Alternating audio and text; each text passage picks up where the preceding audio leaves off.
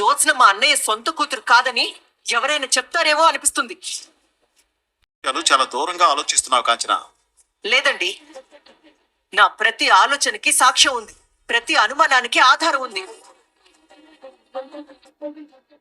సాక్ష్యం కార్తీక్, ఆధారం దీప. ఆధార్ కార్డు లేదు. నువ్వు ఇలాంటి ఆలోచనలన్నీ పెట్టుకుని మనసు పాడు చేసుకోకమ్మా. ముందు నువ్వు నిజమేంటో చెప్పరా. ఏం లేదమ్మా. నిజం చెప్పరా. నిజం నిజం అంటే ఏం చెప్పాలి? జ్యోత్స్న సుమిత్రత కూతురు కాదు, అందుకే శాంపిల్స్ మ్యాచ్ అవ్వలేదు. ఓకేనా?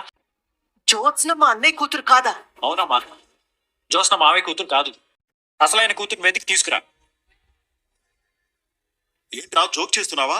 లేకపోతే ఏంటి మాస్టారు, అనుమానం అనేది అందరంత ఎత్తున ఎగురుతున్న గాలిపటం లాంటిది, వదులుతున్న దారం లాంటిది.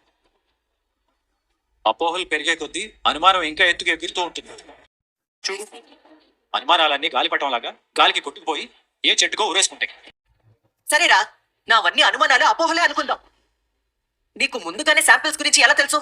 జ్యోత్స్న హాస్పిటల్కి వచ్చినప్పుడు శాంపిల్స్ ఇవ్వడానికి బాగా ఇబ్బంది పడింది. రాత్రి కూడా ఇదే మాట చెప్పావు కదరా, కొత్తగా ఏం లేదా? కొత్తగా అంటే ఏముంటుందమ్మా, డాక్టర్ చెప్పినట్టు శాంపిల్స్ మ్యాచ్ అవ్వలేదు. జ్యోత్స్న ఏమంటుంది, టెస్టింగ్ రాంగ్ అంటుంది. మారు అయితే ఏకంగా శాంపిల్సే మారిపోయి ఉంటాయంటుంది. మాకు కూడా తెలియదు. మనకి కన్ఫ్యూషన్స్ ఎక్కువ రోజులు ఉండవు, క్లారిటీ వచ్చే రోజు తొందరలోనే ఉందనిపిస్తుంది.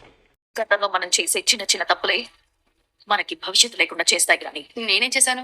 టెంపుల్లో అన్నదాన కార్యక్రమం జరుగుతున్నప్పుడు మా మమ్మీని చంపబోయింది ఎవరో తెలీదు, కానీ చంపించాలనుకుంది మాత్రం నువ్వే అని నాకు తెలుసు. కానీ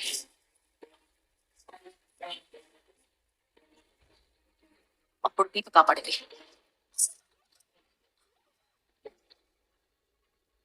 దీప కాపాడిపోయి ఉంటే ఈ పార్టీకి మా మమ్మీకి సంవత్సరం కూడా అయ్యేది. గతించిన ఆవిడ చావుకి సాక్షిగా ఫామ్ హౌస్ లో సమాధి కట్టేవారు. మనం పూలమాల వేసి శ్రద్ధాంజలి ఘటించేవాళ్ళం. నేను సుమిత్రని చంపబోయానని నీకెలా తెలుసు? కొన్ని నిజాలు మనం తెలుసుకోవడం ఎంత ఇంపార్టెంటో వాటిని ఎప్పుడు రివీల్ చేయాలో తెలుసుకోవడం కూడా అంతే ఇంపార్టెంట్. నీలాగే నేను తప్పు చేశాను. ఏంటది? పోయిన తర్వాత మా నాన్న పోయినా నాకు కొన్ని భయాల నుంచి విముక్తి దొరికేది. నేను తప్పు చేసావే, నిన్ను నమ్ముకున్నాను, అదే నేను చేసిన తప్పు. నిజంగానే నేను ఏ సహాయం చేయలేకపోయానే. కానీ దేవుడి దయ వల్ల సమయానికి నీ బుర్ర పాదరసంలా పనిచేసి రివర్స్ డ్రామా ఆడి డాక్టర్ వెళ్లిపోయేలా చేసావు. జ్యోత్స్న అంత ఈజీగా దొరికిపోదు రాని, కానీ ఒక్కరికి దొరికిపోయావే. ఎవరికి? ఆ కార్తీక్ గడికి నిజం తెలిసిపోయిందా? నీకెలా తెలుసు? శాంపిల్స్ మ్యాచ్ అవ్వవని నాకు ముందే తెలుసని వాడు నాతోనే అన్నాడే. వాడంత కాన్ఫిడెంట్ గా చెప్పాడు అంటే నిజం తెలిసినట్టే కదా. బావకి నిజం తెలుసుంటే సైలెంట్ గా ఉండడు గ్రాని. జ్యోత్స్న నీ మనవరాలు కాదు తాత, అందుకే రిపోర్ట్స్ ఇలా వచ్చాయి అని అనేవాడు. మరెందుకు శాంపిల్స్ మ్యాచ్ అవ్వవని ముందే తెలుసు అన్నాడు? నీకు ఈ మధ్య అన్ని లేనివి ఉన్నట్టు అననివి విన్నట్టు అనిపిస్తున్నాయి గ్రాని. సరే, వాడు అనలేదు, నేను వెళ్ళలేదు. నువ్వు గంట నుంచి ఎలా తప్పించుకుంటావో చెప్పు, నాకు కూడా తెలీదు. ఇలా ఎన్ని రోజులు మేనేజ్ చేస్తావే? నువ్వు అడిగే ఏ ప్రశ్నకి నా దగ్గర ఆరోగ్యం గురించి జాగ్రత్తలు తీసుకోవాల్సిందే. బావా, నేను చెప్పేది నీ ఆరోగ్యం గురించి కాదు, బిడ్డ ఆరోగ్యం గురించి. బావా, నువ్వు ఎలాగో నీ హెల్త్ గురించి పట్టించుకోవట్లేదు కదా. నేను పట్టించుకోవట్లేదా? టాబ్లెట్స్ వేసుకుంటున్నావా? నేను గుర్తు చేయాలి. టైంకి భోజనం చేస్తున్నావా? తినడానికి రా, నేనే పిలవాలి.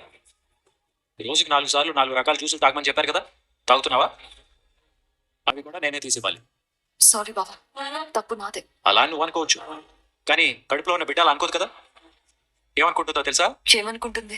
నాన్న, మేము అమ్మమ్మ గురించి ఆలోచిస్తూ నన్ను మర్చిపోయింది, మరి నువ్వేం చేస్తున్నావు? నా గురించి పట్టించుకోవాలి కదా, నేను ఒక దాన్ని ఉన్నానన్న సంగతి అమ్మకి గుర్తు చేయాలి కదా అంటుంది. కడుపుతో ఉన్నప్పుడు మనం ఇష్టంగా ఏమైతే తింటామో అవే పిల్లలు ఇష్టాలుగా మారతాయంట. నీకు దానిమ్మ జ్యూస్ అంటే చాలా ఇష్టం కదా, మన బిడ్డకు కూడా అదే ఇష్టం. ఇది నువ్వు తాగావంటే దానిమ్మకాయ అంత ఎర్రగా పెట్టి పుడుతుంది. ఇదేమి కుంకుమ పువ్వు కాదు బావా. అలా అంటావనే దీంట్లో కుంకుమ పువ్వు కూడా మిక్స్ చేశాను. కుంకుమ పువ్వు ఒకటే కాదులే, నా ప్రేమ కూడా. నా కోసమా, బిడ్డ కోసమా? నా బుల్లి రౌడీ కోసమే. ఏరా బుల్లి రౌడీ, నీ గురించి అమ్మ పట్టించుకోకపోయినా నాన్న పట్టించుకోవాలి కదా. అయితే ఈ బుల్లి రౌడీని నువ్వే మోయాల్సిందే. కంగారు పడక మరదలా, బుల్లి రౌడీ బయటకు వచ్చేంత వరకే నీతో ఉండేది. బయటకు వచ్చిన తర్వాత ఈ నాన్న గుండెల మీద ఉంటుంది. నాకేమీ కాదనే ధైర్యం నాకుంది, ఎందుకంటే నన్ను కాపాడడానికి నువ్వున్నావు. కానీ నా కన్న తల్లికి ఏమీ కాదనే ధైర్యం నాకు రావట్లేదు. ఎందుకంటే నేనుండి కూడా ఏమీ ఉపయోగం లేదు కాబట్టి. బోన్ మ్యారో ట్రాన్స్ప్లాంటేషన్ కి ఫైనల్ గా వెళ్లాల్సింది నువ్వే దీపా. ఆధారం ఉన్నప్పుడే వస్తువైనా మాటైనా నిలబడుతుంది.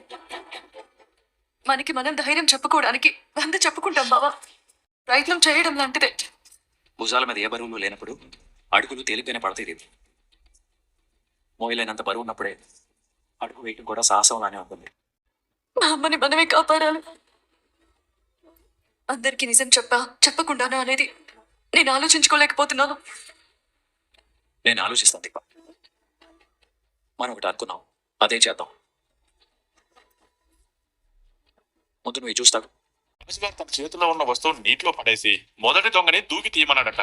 భయంతో వాడు దూకాడు, చచ్చిపోయాడు. ఎందుకంటే వాడికి ఈత రాదు.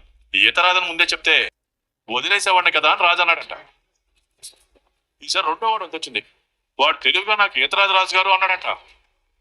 అయినా వాడు రాజుగారు నీటిలోకి నెట్టేశాడు.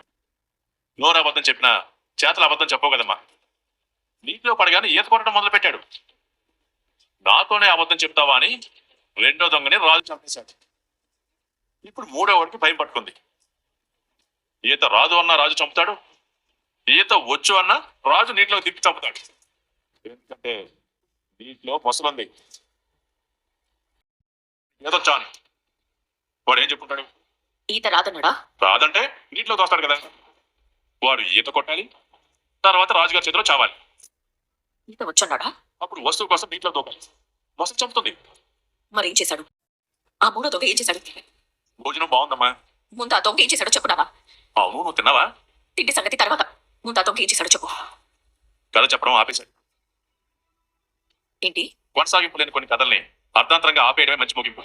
నీ కంటికి నేను మతి లేని కనపడుతున్నానా? నీ కథ కూడా ఇంతకు మించి ముందుకు కొనసాగదమ్మా. దీనికి వీలైనంత త్వరగా ముగింపు ఇవ్వడమే మంచిది. ముగిపిస్తాడు ఎవరు? నా ఆల్రెడీ పార్టీకి. నీకు పొలబడుతుంది. తాగు. నువ్వు బావకి నిజం చెప్పేశావు కదా? అలాగే నీతో చెప్పాడా? నానా డిప్లొమాటిక్ గా మాట్లాడుకో. నా బ్లడ్ రిపోర్ట్స్ ని బావ ముందుగానే గెస్ట్ చేశాను. నా గురించి ఏమీ తెలియకుండా బావ ఎలా గెస్ట్ చేయగలడు చెప్పు. మన కర్మ కాలిపోయి మన అదృష్టానికి గ్రహణం పట్టినప్పుడు మన గురించి మన చుట్టూ ఉన్న వాళ్ళకి మనం ఏం చెప్పకుండానే తెలుస్తుందమ్మా. నేను ఒకటి చెప్తాను. ఏంటి ఎందుకు అని అడగకుండా పని పూర్తి చేస్తే 10 లక్షలు ఇస్తాను.